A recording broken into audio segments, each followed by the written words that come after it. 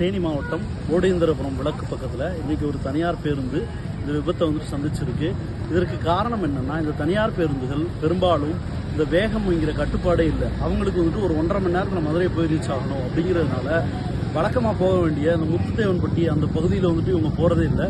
போகாமல் இவங்க என்ன பண்ணுறாங்கன்னா பைபாஸை தான் செலக்ட் பண்ணுறாங்க. இதனால விபத்துகள் அதிகமாகுது.